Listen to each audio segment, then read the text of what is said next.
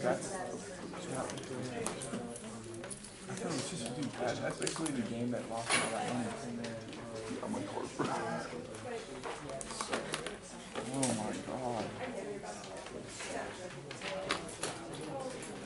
It's like Chiefs.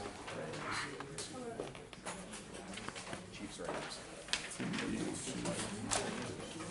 No, actually, it's probably gonna be the Patriots.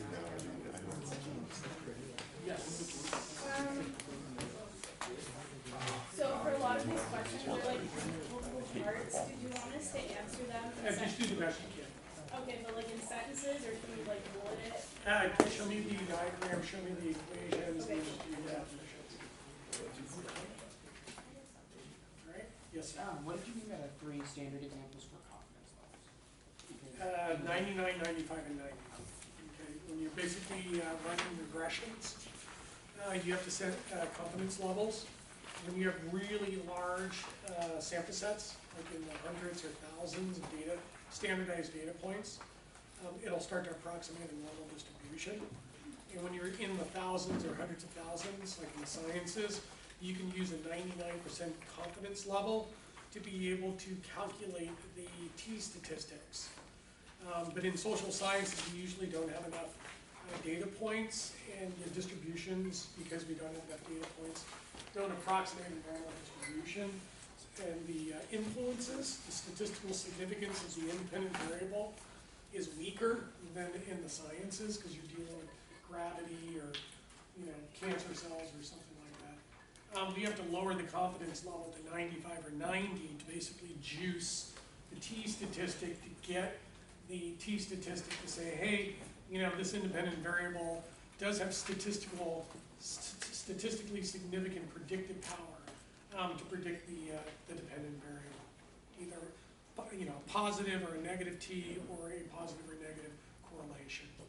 Okay, did that answer? Yeah. Yeah, because usually we lower it. So we test it when we run in social sciences, when we run the regression and the t-statistics. We run it at 95 and 90. Okay, because we can't do it at 99. It's too strict. Okay. Any other questions? So I'm just looking for those 3 levels. 99, 95, and 90. Yes. I could find I don't want to say it, but like the Poisson distribution. Poisson distribution, don't worry about it. Okay. I don't want you, losing sleep over it. Okay. Anybody else? You guys understand multiclinearity, what internal and external validation is? What? No? No? No? Okay. When you're building these forecast models, any forecast model, okay, somebody on the board of directors or the investment committee or senior level management is going to say, hey, Larry, how did you build your model? Where'd you get the variables? How did you come up with the model? What do you just say, I don't know? It's not going to be an answer, right? What you're going to say is, well, I conducted some research and I looked at peer-reviewed journal articles based on academicians from the top universities that published in those journals. And I also looked at the industry research from some of the top firms that conducted the research. And from the industry research and from the academic journals, the peer-reviewed journal articles that make up the theory and the literature, I use those as a guide to basically build my model. And then I asked people inside the firm, external validity, what variables based on their experience should be in the model. And if they would take a look at my model and see if it made sense based on their experience. So external validity is going to the literature, the peer-reviewed journal articles, that make up the literature, make up the theory, to basically build the model based on for example, how do you predict return on equity? I would go to the journals, Journal of Accountancy, or Journal of Quantitative Finance, or Journal of Finance, or Journal of Financial Economics, and I'd look up any research that had been done around academicians that have pulled together data and ran these regression tests to find out what variables drive return on equity. And if there's a large literature that goes back a long time, and the same variables are basically referenced over and over again and are statistically significant in predicting return on equity over and over in time and different studies, then that means that those variables predict ROE. And then you put them in your model. And then you cite the journals and you cite the authors. And so that when you're sitting in front of the board and they're asking you how you came up with the variables, you got a list of citations and you got a list of research that you know off the top of your head, so you can defend yourself in front of them, because they will take you out if you don't know what you're talking about and if you're making stuff up. Okay. Did that answer your question? And internal validation is basically buy-off by experts inside the firm that looked at your model, looked at your back test, looked at your forward tests, agree with your model, that it is a good model, and that based on the results of your model, they're going to make policy decisions internally within the corporation. Okay. That's the cool stuff about this stuff, is that you can basically predict the future, you can build these models, they are extremely effective, and you can guide corporate policy if you're using the scientific method. Okay. Scientific method is not used as much in politics under our current administration, but historically the scientific method has been tried and true in being able to collect data, run the models, get results, and make policy recommendations that work. Okay. Any other questions on the pretest? Everybody understand how to solve for multicollinearity? Yep. I have two variables in my model that are highly correlated. Do you know what correlation is? Correlation. I have two variables in my model. I have two stocks whose returns are highly correlated to each other. Okay. I have two variables in my model that are highly correlated to each other and also highly correlated to the dependent variable. So I got two variables that are highly correlated to return on equity. I don't need both of them, I only need one because they're both correlated to each other. So how do I pick which one to keep and which one to throw out? Do you know? No, sir. Okay. You want to keep the one that's been cited the most in the literature. They're both correlated to the dependent variable. It's just that one is less correlated than the other, or one's more correlated than the other, but one has been cited over and over again in the literature and has always come up as a variable that is statistically significant in predicting the dependent variable or the return on equity. So you throw out that the one, and you keep the one that's cited the most in the literature. That's how you solve the multicollinearity. And that's the biggest problems in building models. And do you think you're going to be building models? You definitely, data analytics, you're going to be building models, testing models, accounting, finance, marketing, digital media, entrepreneurship. No, you're all going to be building models. Either it's finance, accounting, operations, sales, capital market, raising. You're going to be building models. So this just is an exercise to get you to start thinking about how to build these models. Okay, I think that was the hardest part on the pre-test. Okay, and then we're going to do the exam. Okay, so go to the end of the pre-test. Statistical. Oh, no, I handed out the exams, right? Separate? Or they they're at the back of the pre-test, aren't they? Or did I do it separate? Sometimes I combine them. Sometimes I do it.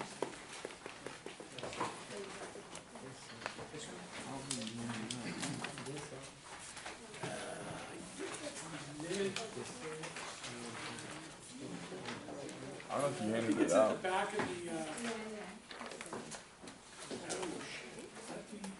I think that is the exam. Yeah, that's it. That's it. Anybody not have their exam? Anybody not have the exam? You need extra copies? Yeah. Yeah. And is the solutions on the back too? You need a copy? Yeah, I need a copy.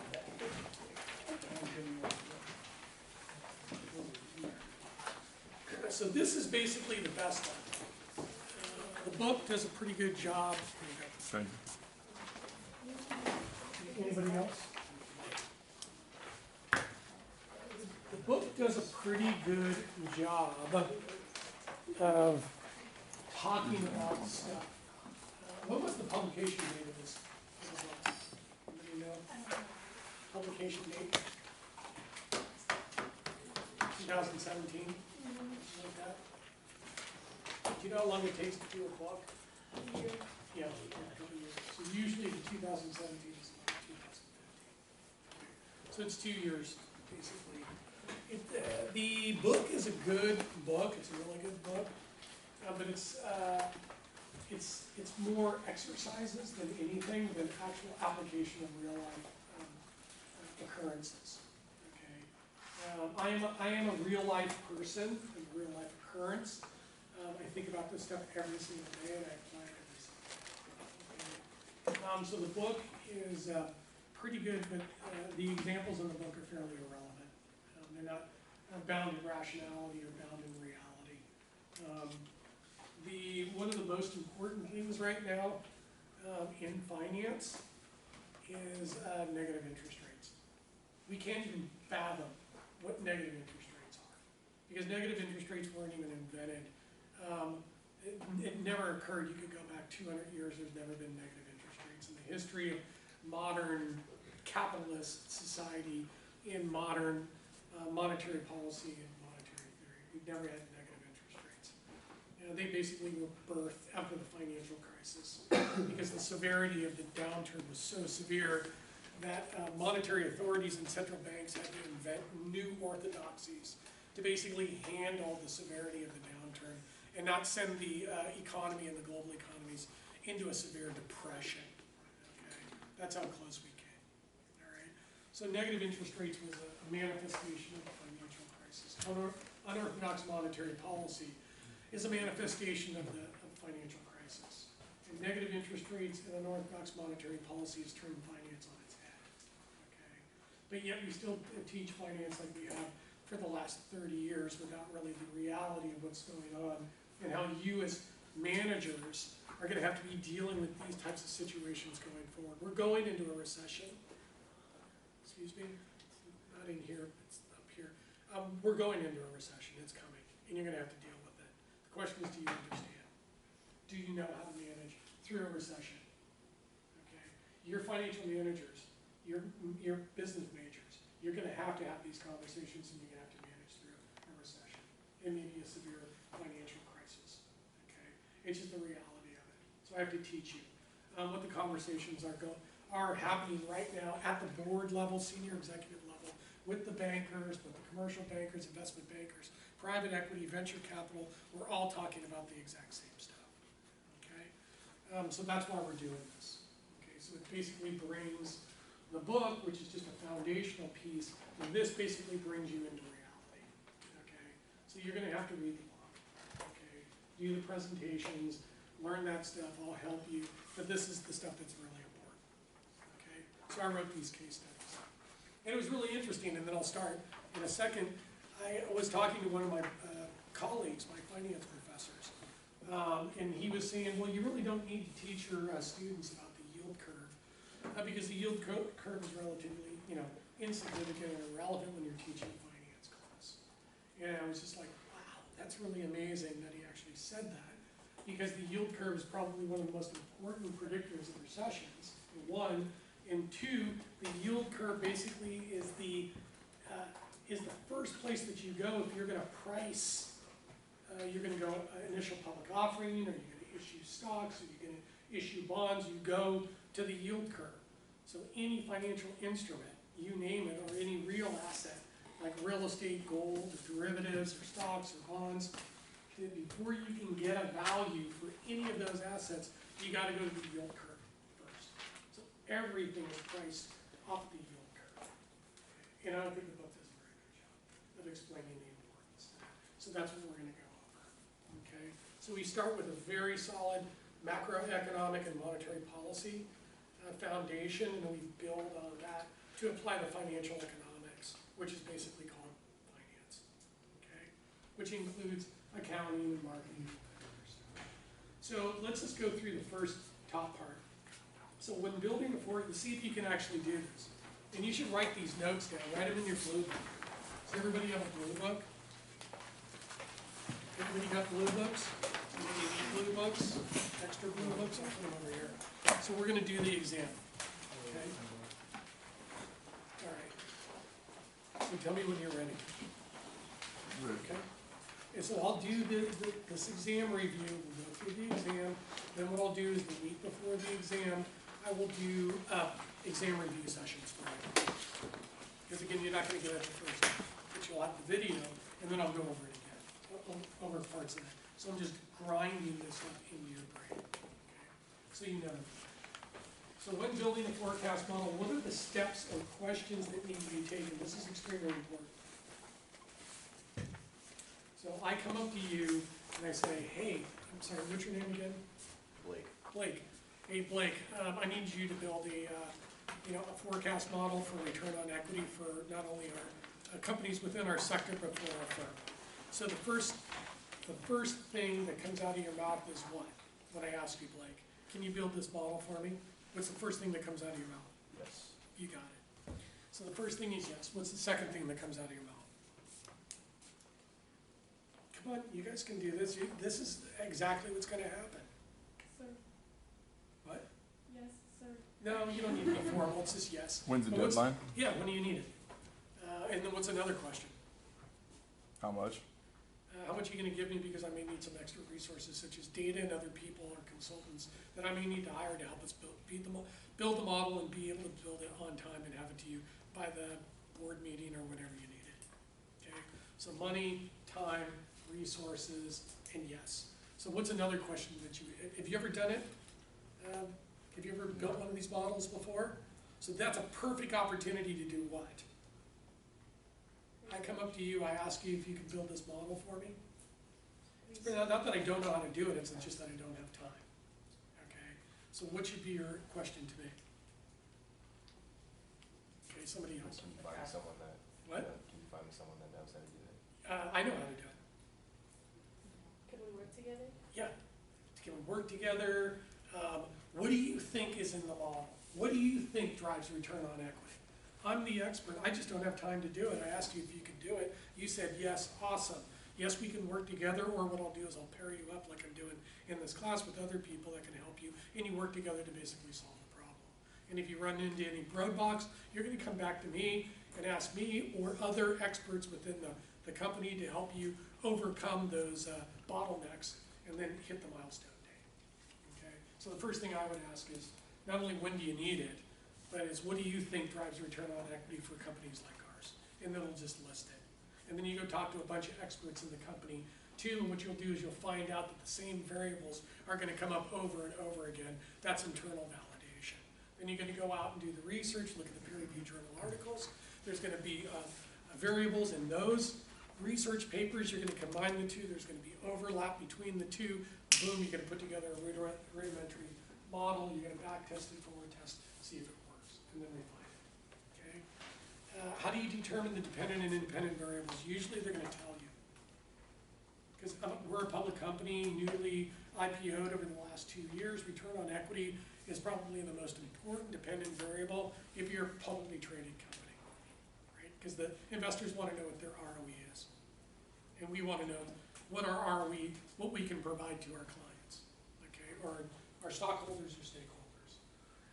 You as a consultant could know. Maybe the company doesn't know, it's a startup company, they don't know much about finance or accounting or ops or marketing. You're saying, well, the metrics we should be measuring are X, Y, and Z, based on my experience. And then the independent variables, you get it from people internally, you get it from the literature. It may be based on your experience. That's usually how I build models. Is I'll sit down, figure out what the variable is, or variables we need to forecast, and then just off the top of my head, I'll just start writing out what the variables are, and then I'll check with people and check with the literature, and then reduce the model down to key variables for me to back test and then forward test. How many variables should be in your model? No more than 5. No more than 5. How would you test for variable and model significance? I would use the T statistic, little t with quotes around it, the T statistic for the independent variable. I would use also the F statistic to measure the statistical significance of the model. I would look at the adjusted R-square of the independent variable's correlation with the dependent variable. And there may be other statistics such as the P statistic and the Durbin-Watson once and another. But really, the adjusted R-squared, the T, and the F are really what I'm looking for. And the T's for the variables, and the F is for the model. If you were experiencing multicollinearity in your model and you had two variables that were highly correlated to the dependent variable and correlated to themselves, how would you decide which one to keep and which one to throw out? Everybody? Whichever's mentioned the most. What? Whichever's mentioned the most in the source information. Yeah, whichever one is referenced the most in the literature that makes up the theory. Okay? Awesome. What is internal and external validity? What's internal validation? Within the company? Yeah, you're talking to experts within, so it's an internal validation. And you really do need buy-off internally with your model, or else you'll never get it approved. You'll never get your policies approved, your recommendations. If there's one or two or three people inside the firm that are questioning the validation of your model. It's like, you know, climbing up a hill with a rock. And then what's external validity? Yeah, the literature, the theory, peer-reviewed journal articles. Okay, excellent. All right. So the next is unorthodox monetary policy. And again, we went unorthodox starting in 2007, which was when Lehman Brothers blew up, and basically all of the derivative contracts that were sitting on the bank's balance sheets blew up, and the Federal Reserve decided for the first time in history that they would print $5.3 trillion to basically scrape off all that bad paper that was sitting on the bank's balance sheets. Because if they left it there, the banks would have imploded, they would have been insolvent, there would have been run on the banks, and we would have gone into a depression. Okay. So what is the size of the Federal Reserve's balance sheet? So I don't know about you, and you could probably look it up, you know, on your computer, but I looked it up the other day. And it's roughly, as of 2019, Thank you. 3.7 trillion.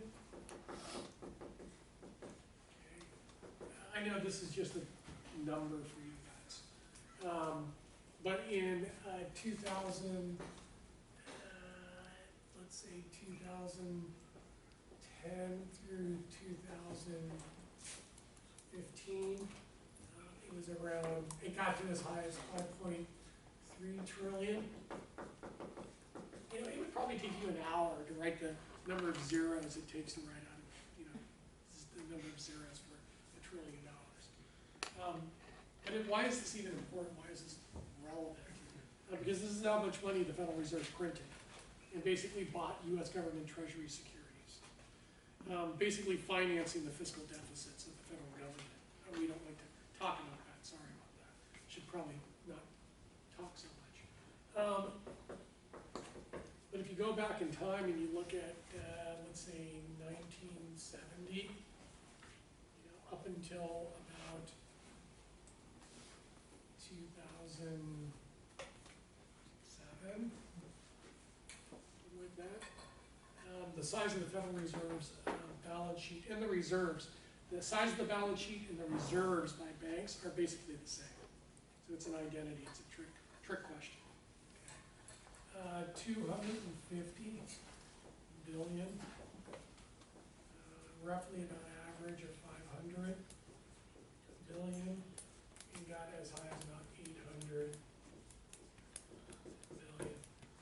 Now, 500 billion, 5.3 trillion. Is there a difference? It's huge. Never before has this ever been done before. They were in uncharted territory. No academic journals, no research, nobody's ever tested this stuff. Okay, we still don't know what's going to happen. Did you say reserve and Federal Reserve? Yes, so this is the balance sheet. This is the Fed's balance sheet. And the balance sheet also approximates the reserves by banks that they put at the Federal Reserve. And it's basically the same. Okay. So the balance sheet and the reserves that banks put on reserve at the Federal Reserve are basically the same. Currently at about 3.7 trillion. Okay. again, this has never been done before, we don't know what the long-term implications of this will be. Okay. What was it prior to 2007? 250, 500, so basically on average, 500 million. I'm doing the exam, so you may want to write this down. Okay. These are your notes, your study notes. I'm going to give you the exact same question. Okay. So the better notes you take, the more you study, the better off you do. Okay. What has been the growth rate in the money supply since 2007? Has the Fed hit gross domestic product, employment, unemployment, and inflation targets? Okay. Yes. Is there a specific reason why we need to write it in the? I just think it's because when I give you the blue book to write it out, well, what you can do is you can use the blue book, say quiz notes on it, write it on binder paper, fold it up, and stick it in the blue book. And so that the blue book exam and the blue book notes look the same, so it allows me to be able to grade it a lot quicker. Because I have 90 of these things, I gotta grade. Okay, you're great. It just makes for uniformity within the deliverable packages. Oh, okay. So that when I review 90 deliverable packages, everything's in order and everything's the same. Okay. So there's a convention too. Did that answer your question? Yeah, thank you. And if you need more blue books, I got it. Okay. Okay? Thank you for the question. It's just, when I put these courses together, it's like a production facility, right? And things just need to be uniform, and it allows for people to learn faster, the quality's there, allows me to give you comments so that you can go back, redo the stuff you didn't do as well on. The stuff that you did well on is already graded, and then we go through a couple cycles and then we're going to get to the end.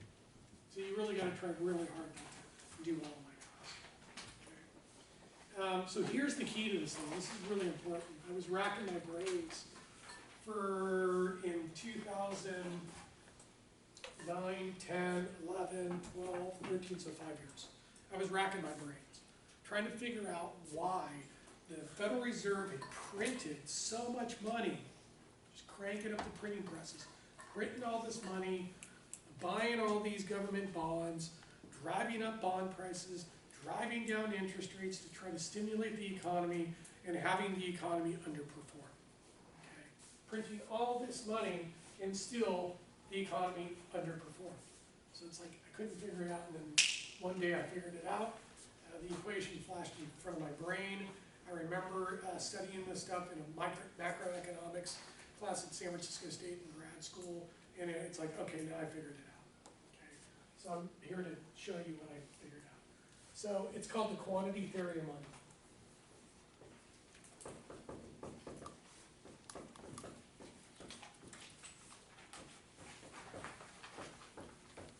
Everybody was racking their brains. It's like, why is the GDP only growing at 1.7%?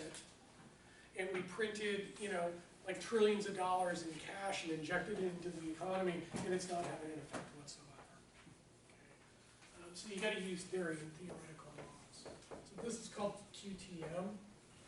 This is called the theory of exchange. By Irving Fisher.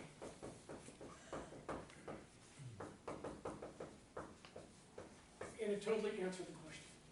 Okay. And basically the theory states that GDP, real,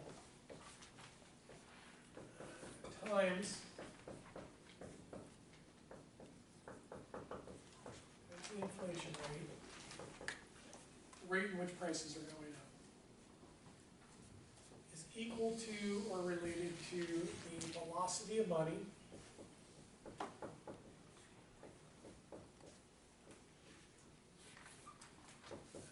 times the money supply growth rate.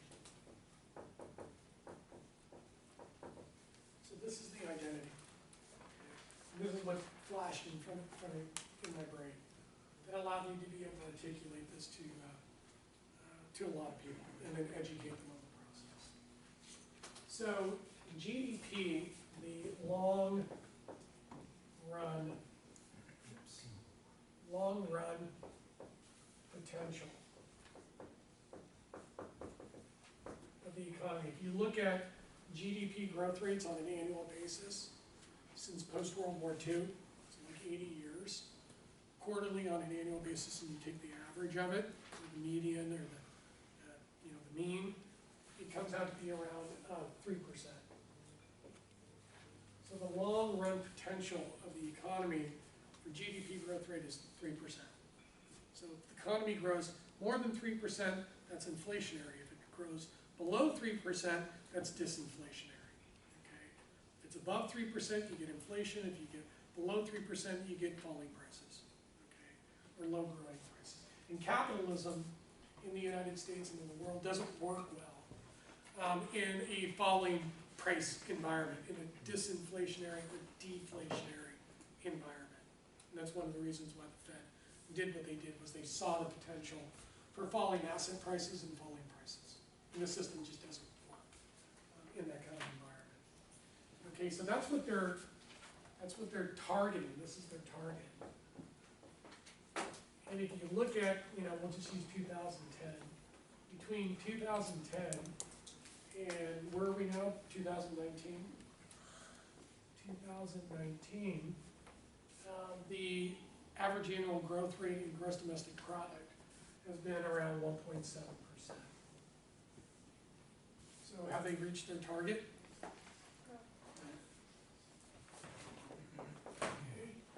In the first quarter, 2019, GDP was 3%. So did they reach their target? Yep. Yes. And in 2018, the economy grew at 3%. So did they reach their target? And the forecast for the rest of 2019 and 2020 is 2%. So are they going to reach their target? No. This is what's going on right now in the rhetoric between the administration and the Federal Reserve. Because Trump wants the Federal Reserve to lower interest rates as quickly as possible, and maybe even take interest rates negative, to stimulate the economy prior to the election, to increase the probability of his re-election. If the Federal Reserve doesn't lower interest rates quickly to avert a recession, there will be a recession prior to the election. And what's the probability that the Republicans will basically take back the Senate, and they've already lost the House? And what's the probability they're going to retake the Senate and retake the presidency if we go into an election if we go into a recession prior to the election? Probably not. Okay. So there's a battle now between the administration and the Federal Reserve. Okay. So the Fed is also targeted inflation at 2%. And since 2010 to 2019, the inflation rate has been around 1.5%. And this is core. And inflation is measured by the Consumer Price Index, or the CPI. Okay? And core inflation takes out food and energy costs, strips out the volatility. So it's the core inflation rate. Did the Fed hit its inflation targets?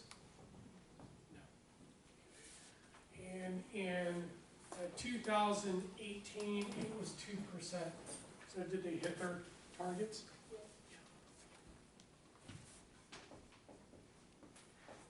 And in 2019, I think it's actually even dropped further because the last month's CPI was actually negative. Okay, so I would even say this is 1.2. So you're 1.2 for 1920 and 1.2 for 19. Is the Fed hitting its inflation targets?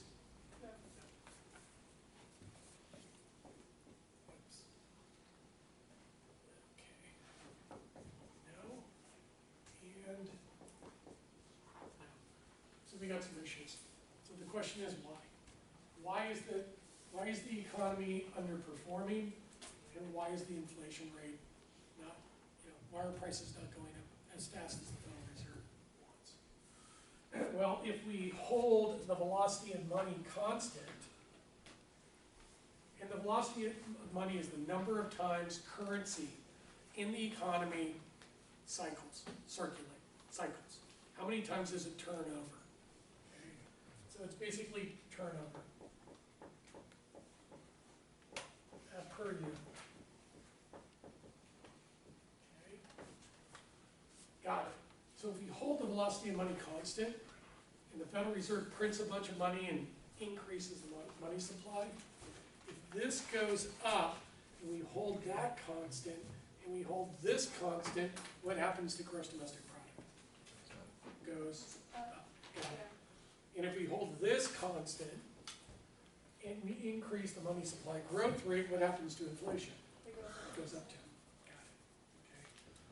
So here's the deal. So we've got GDP and inflation that's underperforming. The money supply growth rate in 2008, 2009,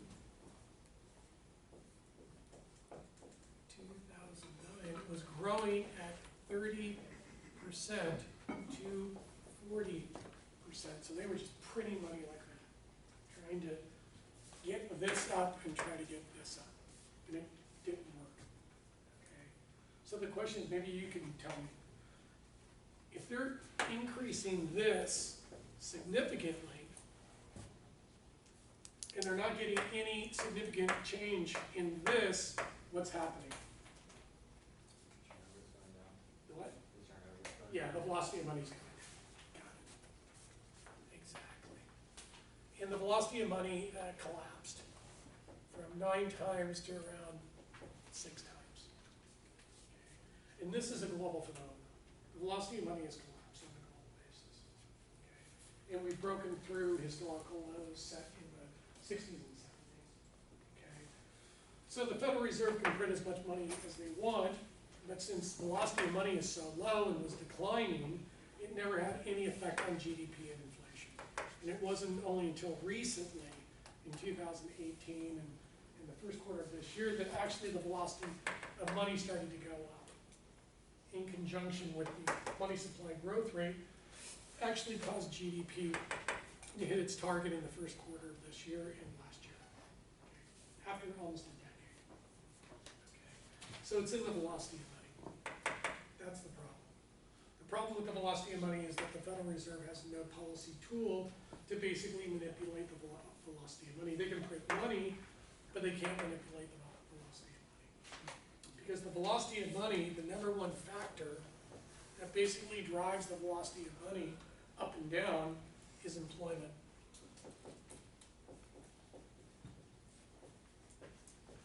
It's the number one factor. So it's a labor policy. It's a labor policy issue.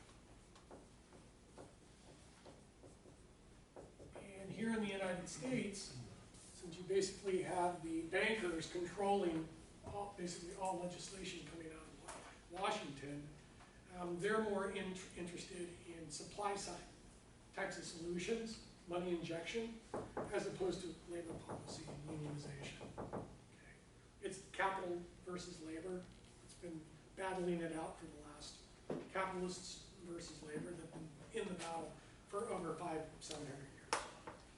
So why would the velocity be going down if the employment rate would be going up? Are they inversely related? Or well, the problem is that the velocity was going down because during the recession, there was all these people that were being laid off. Okay. And the velocity of money went down and stayed down. So basically the unemployment rate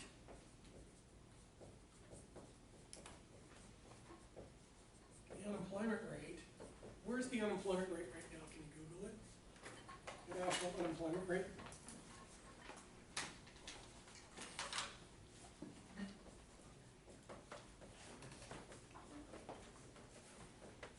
3.7. Yeah, it's at 3.7. So is that low? Yeah, that's really low.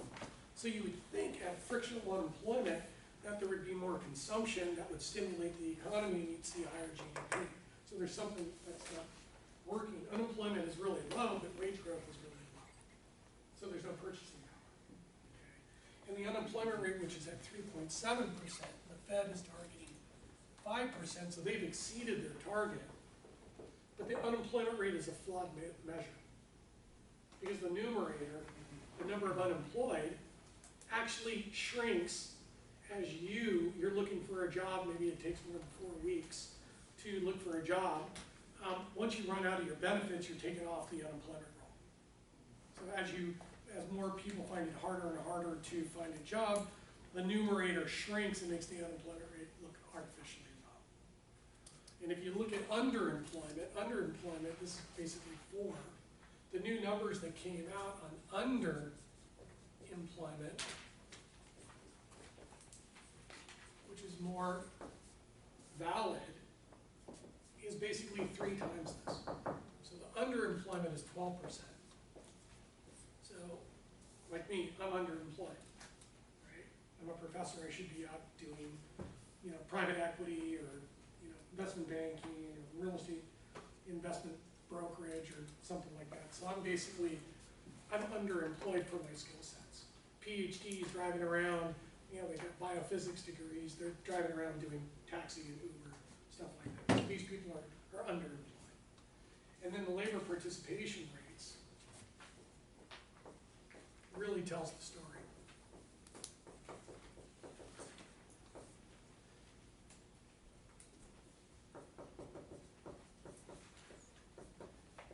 Labor participation rates currently right now are 63%. So basically 63% of the able-bodied individuals that are working age are actually participating in the labor force. Okay? And the participation rates also reflect women in the labor force because they're fully participating. So it's like, wow, this is like extremely low. So there's a whole reserve of labor, particularly males, between the ages of 45 and 65-year-old, white males, African American, and Hispanics, that are not even participating in the labor force. So there's all this lost GDP and production and income, consumption, investment that's being lost because there's a whole reserve of labor that's not being utilized and not participating in the economy, which has caused the velocity of money to collapse. Labor participation rates historically were at 73% historically. So we have this delta of lost GDP and consumption because there's no labor policy. And if you've solved the labor underemployment and labor participation issue through labor policies, such as training, support for education, healthcare, if you have those social services and those social goods, to cure for the labor market failures, if you cure labor market failures, then the velocity of money will go up. And it'll take less printing of money to hit the inflation targets and hit GDP's potential. Okay, that's the thesis. Go ahead. Is like the labor force, is it also like going down due to like machines taking jobs? Yeah, that's a good one, because if you look up the velocity of money and you do some research, it will tell you that part of it is the substitution of capital for labor. Right. So productivity, so machinery, yes. So would the GDP, like how would it still be lost? Like the same level of reduction or more because of the machine? Yes, GDP would go up due to capital labor substitution. Yeah. The problem is that it's not going, productivity gains due to higher profitability by corporations and by shareholders is not being redistributed down to the workers that consume the majority of their wages. Okay. So yes, capital labor substitution is one. The other is shadow banking.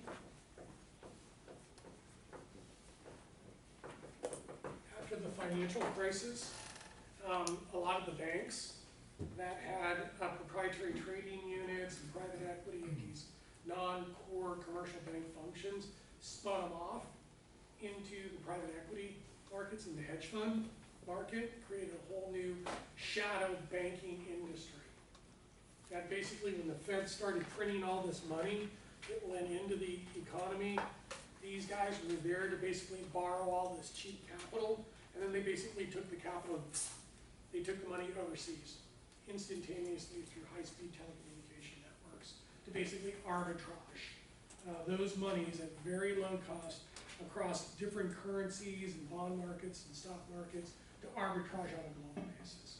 So the money that was being injected into the economy wasn't staying in the economy, it was going out through the, to other parts of the world instantaneously, causing the velocity of money to go down even more and make monetary policy ineffective. Okay, any other? Okay, so that's basically, that's my solution for that one. Okay, so if the next question is, if we were to fall into a recession, would the Fed use negative interest rate policy? The answer is yes. Okay. Donald Trump, I think it was yesterday, no, today, this weekend, basically tweeted that the Federal Reserve should print money, cause interest rates to go negative, and stimulate the economy. Okay. Janet Yellen, before she left, the Fed had the banks stress test their balance sheets and their income statements under a negative interest rate policy. Do you even know what negative interest rates are? I buy a government bond. I basically pay the government to buy the bond. My coupon is negative, so the value of the bond, you know, I have to overpay for the bond. I get no interest on the bond, and when the bond comes due at the end of maturity, I don't get my $1,000 back. I get like $850. So I'm actually paying the government to basically to take my money. That's a tax. Okay, we've never had negative interest rate policy before. So basically, Switzerland and you know, the Nordic countries, Europe, Japan, Southeast Asia, some Southeast Asian economies, particularly Japan, have negative interest rates. So if you were a saver, saving for retirement, buying government bonds at a negative interest rate, you're basically being taxed, and the money that you receive at the end is less. So your standard of living and social welfare is falling under a negative interest rate policy. Why would anyone like do that? Why would they put like? Because what they wanted to do was they wanted to prop up asset prices. Okay, so the theory is that, you know, I got this cash flow, right, coming off of my real estate, my stocks, okay, and I'm going to do, this is the Gordon growth model. Okay, you're going to be learning about this. So I want to value stocks. Okay. Do people own a lot of stock? Yeah, I mean your grandfather, your parents, you, everybody's going to own stock. Because that's going to be one of the #1 vehicles for you to accumulate wealth so that you can retire and then give it to your kids and grandkids as a dowry, you know, in the future. Some kind of interest rate or an expected return minus the growth rate. So this is the identity for the value of the stock. Okay. And if I hold the growth rate constant, basically the value of the stock is going to go up and down based on the expected return. Okay. This is the expected return based on the equity. Okay. Now you're going to learn in this class that the model for the expected return on the equity as an investor is going to be based on the capital asset pricing model. And you need to memorize this model. And the capital asset pricing model is the risk-free rate. Basically the interest rate on government securities plus the beta coefficient, which is the regression. So if I'm going to regress the total annual return on Apple stock next to the S&P 500, I do the regression in the beta coefficient, which is where you measure the T statistic. That coefficient is going to be the beta. Okay. And the beta measures, you know, I got two stocks, the returns are basically together, they match the market, so the beta is 1. If the returns on the stock is more than the market, the beta could be 2 times the overall market. If the stock, which is very rare, has no correlation or movement with the overall market, then your beta is 0. And some stocks actually will go like this. So it moves with the market, but it moves less than the market. So maybe the beta is 0.67. guys can look it up, you can look up the beta, you can look up the capital asset pricing model. It's actually on the pretest. So it's the beta times the return on the market minus the risk-free rate. So that's the equation for the expected return. Does it say after the capital asset that it's equal to the, what's the bottom part? Yeah, it's right the here. pricing model? Oh, Yeah. So this, okay, right there. thank you. Okay, so that's the equation. So here's the deal. If the Federal Reserve prints all this money, buys bonds, drives up bond prices and drives interest rates negative, what happens to the risk-free rate? What happens to the 1 year, the 3 year, the 10? What happens to interest rates? The Fed prints money, gets up bond prices, drives down interest rates negative, and the interest on these bonds are considered the risk-free rate. What does it turn into? Is it a positive or a negative? Negative. And if the risk-free rate goes negative, what happens to the expected return? Goes down. And if this goes down, what happens to this? Goes up. So that's it. That's the goal. So by printing all this money, driving interest rates negative, they will lower the expected return or the cost of the equity and will drive up stock prices artificially. The stock prices will not be driven by earnings or sales, earnings per share next year. Won't be driven by the numerator, it'll be driven by the denominator, okay, artificially through over-accommodated monetary policy. So if you look at the stock market index, the Standard & Poor's stock market index, as of, let's say, January, February 2009, it's been straight up for 10 years. You're telling me that the economy has grown so healthy over the last 10 years, that the majority of the value creation in the stock market was driven by earnings and sales and revenue growth? It was driven by over-accommodated, unorthodox monetary policy, driving down equity expected returns and the cost of equity down so low that it's actually created an asset price problem. So if the Federal Reserve ever decides to slow the growth rate in the money supply, it can actually slow GDP, which will slow sales, slow revenue, slow earnings, and basically cause the stock market to pop and correct. Okay. So that's basically the theory. Yeah. Is that a 66 as well? This is a GG. Oh, GG. This is a Gordon. Thank you. Growth. So this is the Gordon growth model. Okay, thank you. So it's the cash flow next year divided by the expected return or the discount rate. These are interchangeable terminology. Minus the constant growth rate in the cash flow. So if we hold this constant, and the Federal Reserve prints the money, drives up bond prices, drive down interest rates negative, it's going to pull this discount rate down, and it's going to prop up stock prices. And if you look at the S&P 500 index, it's been going straight up for 10 years.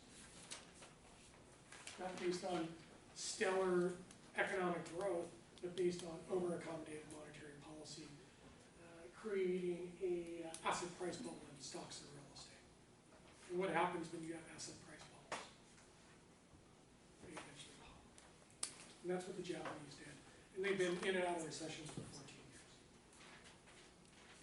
This is, sorry, reality check, right? I don't mean to depress you or anything, but I gotta tell the truth. Go ahead. Sorry, is there a negative sign in front of the risk-free Yeah. symbol? Okay. Yeah. I just wanted to double check that I didn't have it. Thank you. When that goes down, this goes down, that goes up. So this has gone down a lot, which caused this to go down a lot, caused that to go up a lot. And they'll do it again. So maybe the next time the balance sheet will go to 10.6 trillion. We've never done this before, so we don't know. I just know it's scary.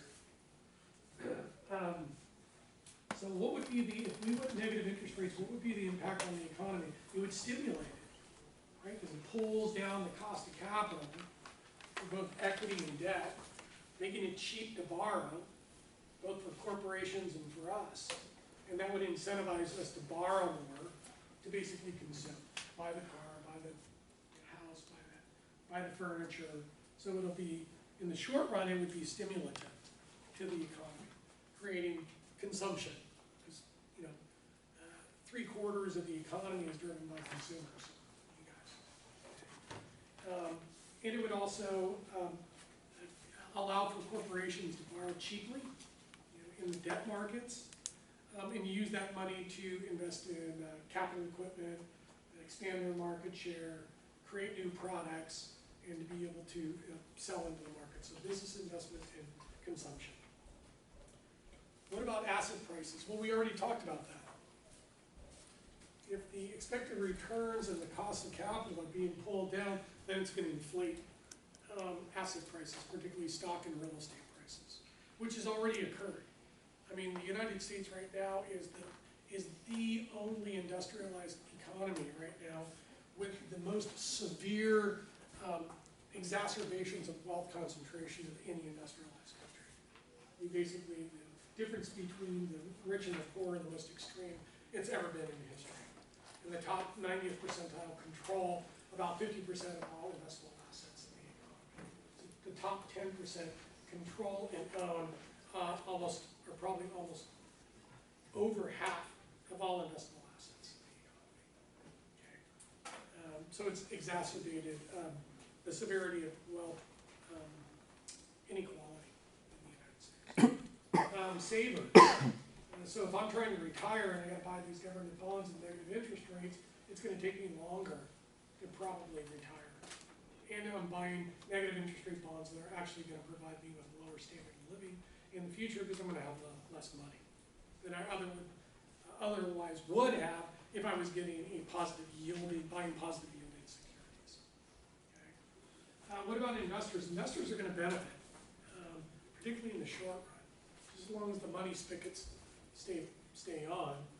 And they're going to benefit because of the inflated asset prices, because the Federal Reserve is pushing interest rates and expected returns down significantly by using negative interest rates. So investors will probably benefit in the short run, but once the economy starts to decelerate, because if I'm buying these negative interest rate bonds, I have less money to consume, you know, and to buy stuff.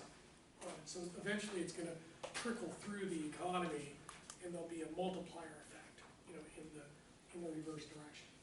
And then businesses will benefit initially because as the negative interest rates set in, their cost of capital, both debt and equity, is going to go down.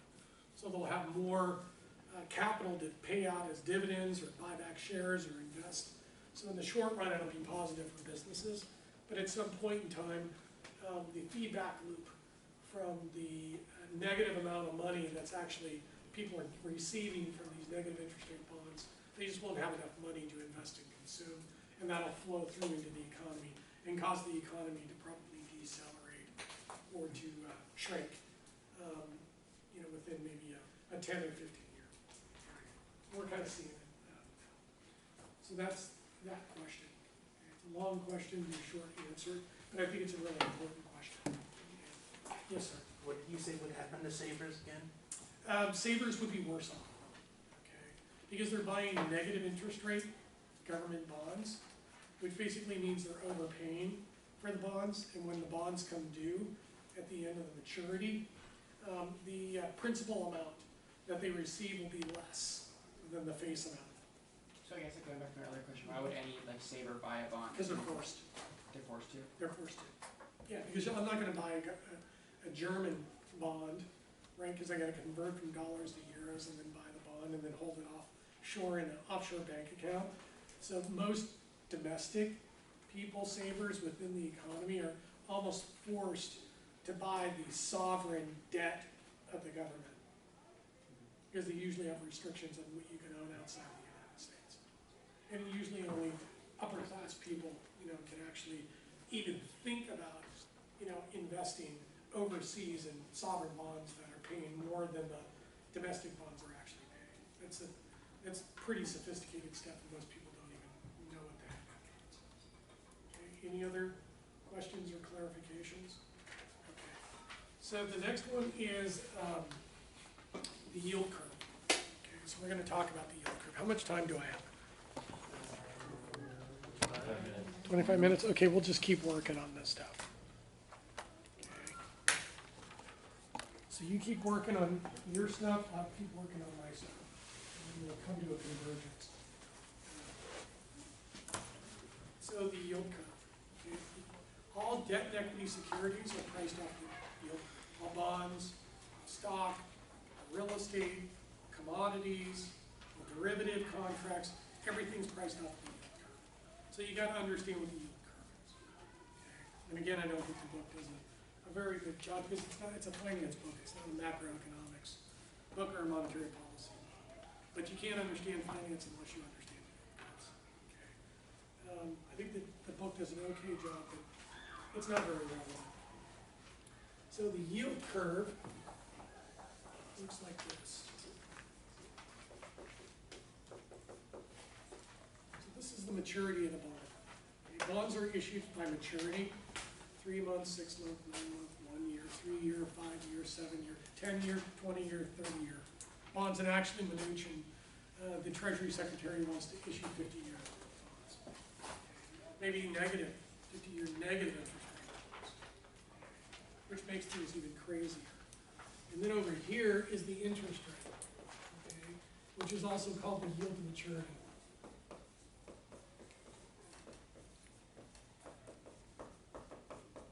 Okay. And remember, these bonds, the government bonds, the U.S. government bonds, are considered risk-free. Okay. Because the Federal Reserve can always print money to basically pay the coupon payments and the principal on the bonds. And the federal government can always raise taxes to pay off the coupon payments and the principal at the end. So they're considered default-free. But if you go to Iceland or Italy or Spain or some other countries, that's not the case. Okay. The United States is the reserve currency. Okay, that was the deal we cut after World War II. Is that we would police the world and make sure that global trade could flow in exchange for the dollar becoming the reserve currency and basically the world financing our budget deficits. So we traded war for basically cheap money. Okay, that was the deal that we cut World War II, although that deal is starting to be unwound by the current administration. So yield and maturity. The yield curve looks like this. This is called an upward sloping yield curve or a normal curve.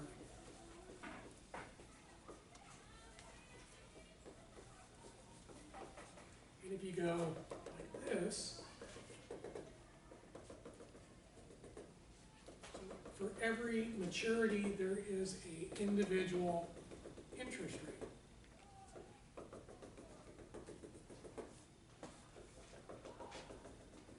And as you can see, this is upward sloping. So this could be, this is the 3 month, 1 year, 3 year, 5 year, 7 year, 10 year, 20 year, 30 year maturity. And the curve is upward sloping. And the question is, why is it upward sloping? This is the normal curve. This is the way they usually look. And there's a very low probability that the economy will fall into a recession when the yield curve is upward sloping. Currently, the yield curve looks like this. So it's predicting a recession. And I'll get into that in a second. So it's upward sloping.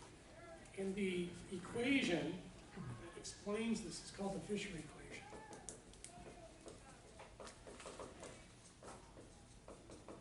And I'm going to use the simple Fisher equation.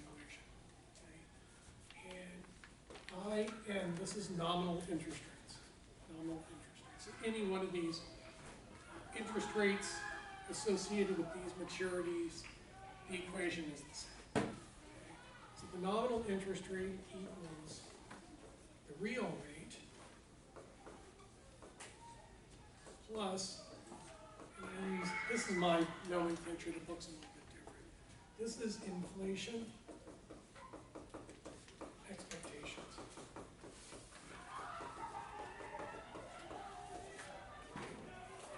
So real rates of return, if we're trying to figure out, what causes interest rates to move, real rates don't move that much on a day-to-day basis or in the short run. They do move up and down cyclically over the business cycle and secularly over time, but they don't move on a daily basis.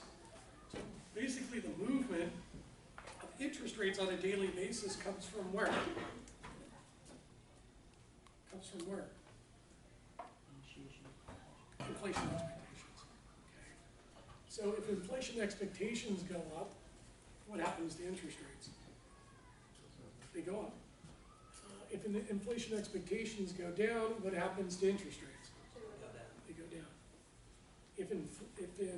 If the economy is growing well above potential, is that going to be inflationary? Let's say the economy is growing at 4 or 5% and the long-term potential is 3.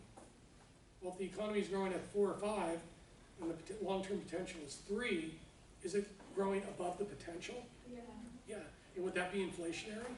Yes, exactly. And that would form higher inflation expectations, which means that interest rates would go up. Okay. What if the economy is growing at 2% or 1%? Is that below the 3%? Yeah, and if the economy is growing below the long-term potential, is that going to be disinflationary? Yeah. And that would cause inflation expectations to go down and interest rates to go down. Okay, so inflation expectations is the #1 variable that drives interest rates up and down. Okay. And the yield curves are pretty dynamic. That's why we call this the dynamic yield curve, because they're dynamic. So if the market thinks that inflation expectations are going to rise over the long run, what's going to happen to the yield curve? It's going to go up. And if the market thinks that we're going to go into a recession, and they think that inflation expectations are going to fall, what happens to the yield curve?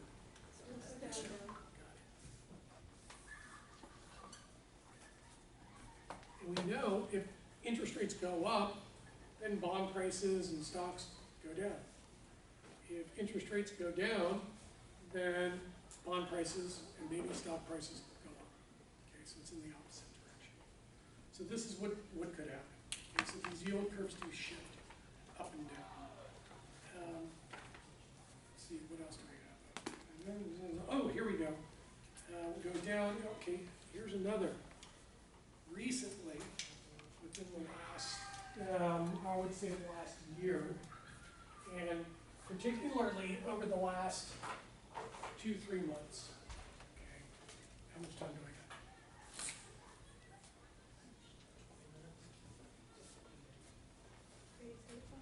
Okay, so over the last 2-3 months, the yield curve has flattened. Which means that the short-term interest rates have gone up, and the long-term interest rates have actually started to come down. So if short-term interest rates are going up or high, what does that tell you about inflation expectations in the short run? If the short-term interest rates have been going up, what does that tell you about inflation expectations? They're also going. What does that tell you about the economy? Is it growing? Yeah. Yeah, exactly. So basically a flattening in the yield curve is going to be indicative of short-term economic growth. But what happens when the yield curve inverts? As it did. It's been inverted for, I don't know, about a year. And then they took the two-year treasury and subtracted out the 10. And now it's inverted. Okay, the 2-year interest rate is higher than the 10-year interest rate for the first time since 2007. Okay, so short-term interest rates are higher than long-term interest rates. So what does that tell you about the economy in the short run? Is it relatively healthy? Yeah, because inflation expectations are higher. Well, what does that tell you about future economic growth? It's probably gonna go down. So this is the biggest problem right now, is we have an inverted curve. Okay? And the Federal Reserve is not moving quick enough to basically pull down short-term interest rates, to get the curve normal again, to avert a recession. So as long as the curve stays inverted, we're going into a recession, okay? Because it's the number one predictor, okay, for recessions. So the goal is always to have it flat, then? I mean, Now, actually, most curves are normal, upward sloping. Then as you get late into the economic cycle, longer-term interest rates start to come down, shorter-term interest rates start to move up or stay high, and then the curve inverts. gotcha. Okay. This is basically almost a 99% accurate predictor of not only stock market peaks, but also recessions. Okay. So like, is inflation expectations like people's expectations of what's gonna happen in the economy? Yeah. So is Well, there a way? prices are tied to the overall economy. So if they think that the economy in the short run is gonna stay relatively healthy, then that's gonna continue to prop up prices and prop up inflation expectations. So is there a way, like, essentially, like, fake it until it doesn't, like, invert? So if you keep everyone thinking that it's gonna continue to do well, will it not? Well, what Eventually Trump it's gonna wants to crash. do is the Fed to come in here, buy up these short-term treasury securities, driving up bond prices and driving down interest rates and trying to get the curve to go back to normal. And he's actually trying to get the Federal Reserve to drive interest rates negative, which has never been done before here in the United States. So he's actually trying to get this done. But the key here is that the inversion of the yield curve, once the curve inverts, the stock market, this is the key right here. You need to write this down because this is part of the questions here too. This is actually the next question. Once the curve inverts, stock market, and that's the S&P 500, peaks within 12 months. So the stock market peaks within 12 months, once the curve inverts. And we're in a recession. Within 24 months of the inversion. And it's been an extremely accurate predictor for stock market peaks and recessions going back to 1974. And you can go back to 1947. And you can even go back to the late 1800s. So it's a very powerful. And although the naysayers are saying, well, we're in a different environment right now. So it's probably not going to happen. Okay? But I don't believe it. I usually don't believe it. There are really four different yield curve theories. Okay. The first one,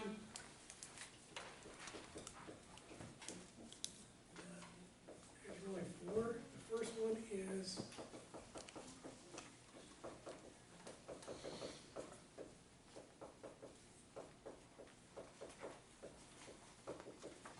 one is the expectations hypothesis, which is basically the Fisher equation.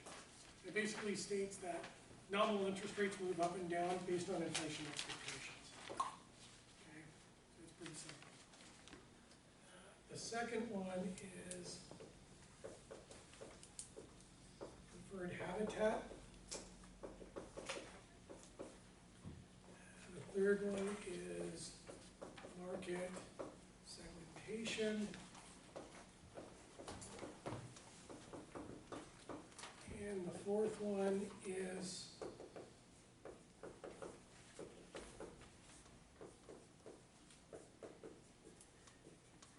liquidity preference. And these are related to each other. So it basically states that the bond market, and you marketing people totally understand this stuff. Segmented markets, stratification, market segmentation.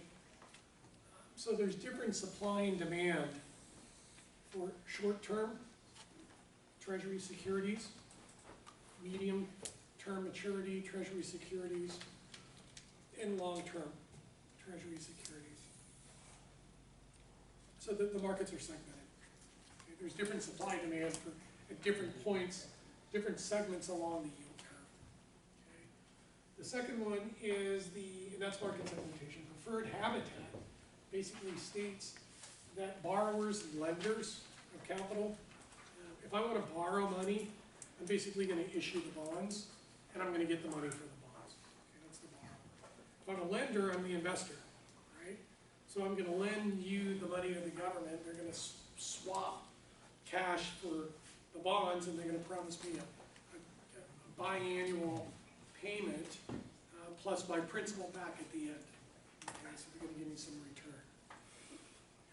Basically, the preferred habitat basically states that different types of entities, both businesses and consumers, or businesses and investors, along with other types of institutions, such as pension funds and endowments, prefer to invest at certain segments along the yield curve. So if I'm a pension fund, right, I made my actuarial projections on my pensioners, how much money I'm gonna need at X date in the future when X number of people start to retire. So I'm gonna need that money to pay their pension. So I'm gonna prefer to be on the long end here because I wanna match, right, my liabilities with my assets so that when my liabilities come due, I got the assets there to basically pay off the liabilities. Corporations like to be here on the short end. They like to borrow and lend, particularly borrow on the short term securities because the interest rates are low. Okay, so they can borrow cheaper. So they prefer to be there. And then businesses like to be in the middle here, also to finance their plant and equipment, particularly their equipment. So they want to match the life of the equipment, which is the computer equipment. The economic life is around 5 years. I fully depreciate it at the end of 5 years. So I'm going to use 5-year liabilities to buy the equipment. My plants, they last about 10 or 15 years. So I'm going to be issuing 10-year loans to finance the investments in my plants. Okay, so I try to match the maturity of my liabilities with the economic life of my assets. Okay, that's the matching principle. And then liquidity preference is I got some money sitting around. You know, I really don't need it right now, but I'm going to need it in 3 months. So I'm going to need to prefer my liquidity in 3 months from now. So my preference is to have the liquidity in 3 months when I need it. Some people need the money, you know, years out. I want it in 3 months. Some people need it in 30 years. So there's a liquidity preference to it. So these are the major yield curve theories that we use as financial economists to understand movements and shifts within the yield curve. Okay? So this is kind of just a primer. What impact do movements and shifts in the yield curve have on asset prices? Well, we already know that from over here. The yield curve shifts down, then valuations go up. The yield curves shift up, valuations go down. Yield curves and interest rates go down, valuations go up. Yield curves or interest rates go up, then valuations go down. Okay. So basically all prices of stocks, bonds, real estate, commodities, derivatives, you name it, are all priced off of movements on the yield curve. Okay. So you got to understand monetary policy and macroeconomics if you can understand finance. Okay. And I don't think that they assume that you understand this, right? Because if you read the prerequisites within the syllabus, it said that you had already taken macroeconomics. And I'm going to assume you don't remember any of this because I've gone through those macroeconomic books and they don't even talk this much about this stuff. And you got to understand it if you're going to understand finance. Okay. How does the Federal Reserve influence interest rates? Okay. Through open market operations. How many do it on time? 5 minutes. 5 or 6 minutes.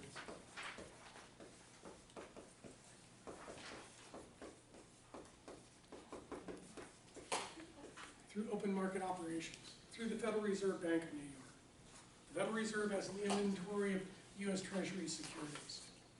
If they think the economy is overheating, they're going to sell bonds and drive up interest rates and cool the economy. If they think that the economy is slowing and going into a recession, they're going to buy bonds, drive up bond prices, drive down interest rates to stimulate the economy. So through open market operations, which is the #1 monetary policy tool used by the Federal Reserve, they basically use the inventory of bonds on their balance sheet to basically manipulate bond prices, cause interest rates to go up and down, up to cool the economy, down to stimulate the economy. So everything, the party is being hosted by the Federal Reserve, okay? And if the Federal Reserve decides to take the punch bowl away, the party's over, and we're gonna be totally hungover until the next party, okay? Or maybe we'll have to sober up, or maybe we'll have to stop drinking for a few years to sober up and wait for the next party to come, okay? That's how it is. That's how it works. So everything revolves around the Federal Reserve, okay? If the Fed buys and sells bonds, what's the impact on bond prices? Well, if they buy bonds, bond prices go up, interest rates go down. If they sell bonds, bond prices go down, interest rates go up. Okay. What is the impact on interest rates, yield maturities? I just said that. If they buy bonds, bond prices go up, interest rates go down, yield maturities go down. If they sell bonds, bond prices go down, yield maturities go up. Does the Fed control and influence directly short-term or long-term interest rates or both? The Federal Reserve directly influences short-term interest rates, okay? And indirectly affects medium and long-term interest rates. So monetary policy is conducted in short-term securities. So the Fed controls directly short-term bond prices and interest rates, and indirectly medium and long-term interest rates and bond prices. Yes? Can you repeat that? If they buy bonds, what exactly? Yeah, if they buy bonds, bond prices go up and interest rates go down, and that stimulates the economy.